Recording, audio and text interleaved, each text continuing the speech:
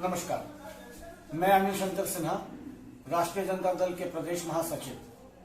विगत कुछ दिनों के बीच या आज या कल परसों के बीच आप लोगों ने एक वीडियो वायरल हुआ है बरबीघा और शेखपुरा जिला में और पूरे बिहार में, जिसमें पाया गया कि शेखपुरा जिला के भारतीय जनता पार्टी के जिला अध्यक्ष श्री दारूबिंद ने भूमियारों के प्रति एक अपनी घृणा को दिखाया।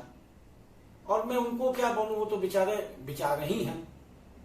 ये पूरी भाजपा की मानसिकता को दर्शाती है कि वो क्या करते हैं। कभी हिंदू मुस्लिम करते हैं, कभी जात जात में लड़ाते हैं। यही काम रह गया है आज के दिन में भारतीय जनता पार्टी को।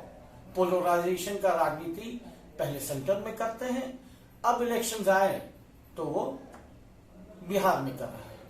मैं और मेरी पार्टी इसकी घोर निंदा करते हैं और ऐसे लोगों को ऐसे पदों से हटा देना चाहिए जिन्हें बोलने का तरीका आता ही नहीं है। ना उनमें कोई नजाकत है बोलने की, ना कोई तौर है, ना तरीका है। नमस्कार।